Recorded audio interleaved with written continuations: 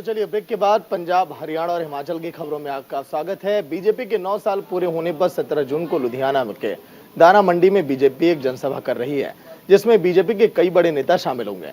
इस बात की जानकारी लुधियाना के सेंट्रल हल्के के इंचार्ज और बीजेपी के पंजाब कैशियर गुरदेव शर्मा ने दी है। उन्होंने कहा है कि इस रैली का उद्देश्य नरेंद्र मोदी सरकार की कराए गए विकास के बारे में आम जनता को बताना और सरकार की योजनाओं से वोटरों को अवगत कराना है। इस बैठक के दौरान उन्होंने कहा है कि हमने रैली की तैयारी की समीक्षा की, जिसमें हमने कार्यकर्ताओं और मंडल प्रधानों से बातचीत भी की है।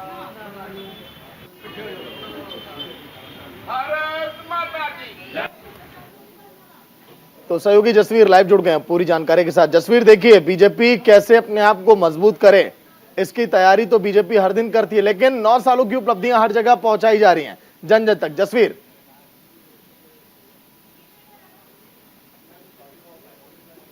जसवीर आवाज मिल पा रही है क्या आपको?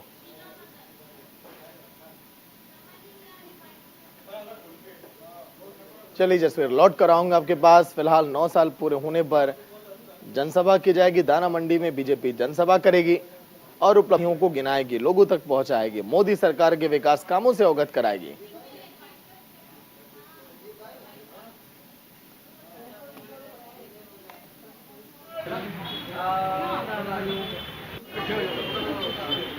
भारत माता की। ऐसे सूझबूझ लीडर मिले हैं। परसों मैं लड़ लिया, मैं घरे चले गया, मैं इलेक्शन में पैसे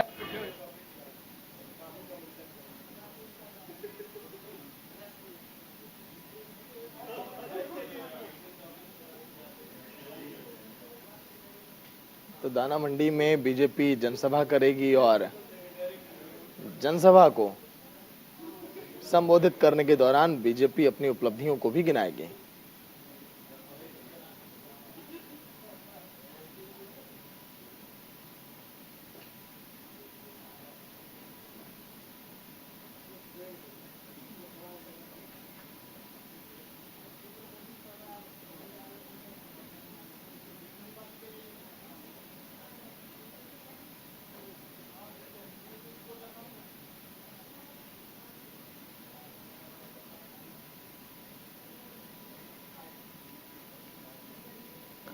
वहीं बठिंडा में सीवरेज का पानी गलियों और घरों में घुसने के बाद नगर निगम के खिलाफ मोर्चा खोलते हुए वार्ड नंबर 18 के काउंसलर विक्रम क्रांति ने जोरदार प्रदर्शन किया है।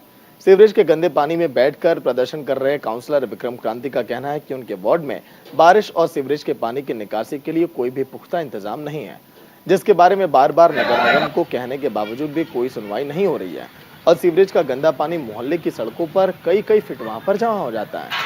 इस जमा हुए गंदे पानी की वजह से बीमारियां फैलने का डर भी सता रहा है।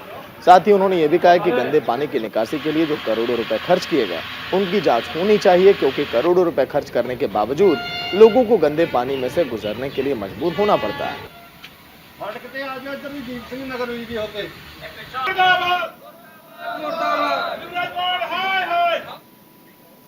वहीं लुधियाना में घंटाघर के पास होटल बालाजी के कमरे में एक व्यक्ति का शव मिला है। मृतक के चेहरे पर चोट के निशान हैं, साथ ही कमरे से खाली बियर की बोतलें भी बरामद हुई हैं। सूचना पाकर पुलिस मौके पर पहुंची और शव को कब्जे में ले लिया गया। बताया जा रहा है कि मृतक ने मंगलवार को होटल में कमरा बुक किया था, उसके साथ एक व्यक्ति भी रात को ठहरा था। मृतक का साथी तो बुधवार सुबह 5:30 बजे होटल से चेकआउट कर गया और 12 बजे होटल स्टाफ ने कमरा खटखटाया तो कोई भी जवाब नहीं मिला। बाद में दूसरी चाबी से कमरा खोला तो लाश पड़ी हुई थी। लुधियाना के एक होटल में मिला व्यक्ति का शव और मृतक के चेहरे पर चोट के निशान। मामले की जांच में पुलिस जुटी है।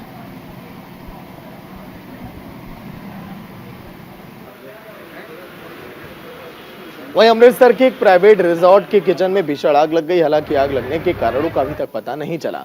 मौके पर पहुंची फायर ब्रिगेड की टीमों ने बड़ी मुश्किल से आग पर काबू पाया। गनीमत तो ये रही कि किसी के भी जानमाल का नुकसान वहां पर नहीं हुआ।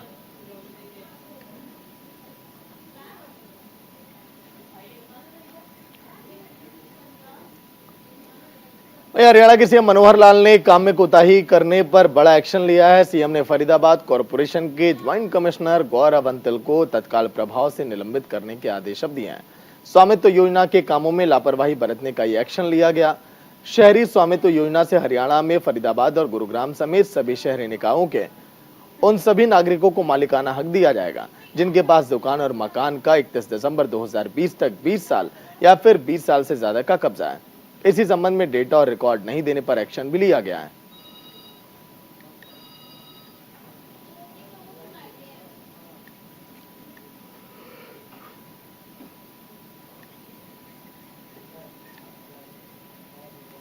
वहीं बीबीएमबी के पानी पर हिमाचल को एनओसी नहीं लेने की शर्त पर केंद्र की सरकार के द्वारा दी गई छूट को लेकर पंजाब के सीएम ने पीएम मोदी को पत्र लिखा है, जिस पर डिप्टी सीएम मुकेश अग्निहोत्री ने प्रतिक्रिया दी है। उन्होंने कहा है कि हिमाचल के पानी पर हिमाचल का हक है, इस पर हम बात करने के लिए भी तैयार हैं, लड़ने के लिए भी तैयार हैं। पानी जो है स्टेट सब्जेक्ट है, पानी हमारा अधिकार है। बिजली जो है वो सेंटर का सब्जेक्ट है, पानी राज्य का विषय है। हमने उसके चलते वाटर सेस लगाया है और हम इसमें कतई भी पीछे हटने वाले नहीं हैं। हमारे अधिकार हैं और अधिकारों की लड़ाई चाहे लंबी खिंच जाए, कोई बात नहीं। वहीं गुजरात की ओर बढ़ रहे चक्रवाती तूफान बिपरजॉय का असर हिमाचल प्रदेश में भी देखने को मिलेगा। इसी वजह से मौसम विभाग ने प्रदेश में आंधी तूफान का अलर्ट जारी किया। तूफान की वजह से राज्य में मौसम खराब होने के आसार बने हुए हैं। मौसम विभाग ने हिमाचल को सतर्क रहने के निर्देश दिए हैं।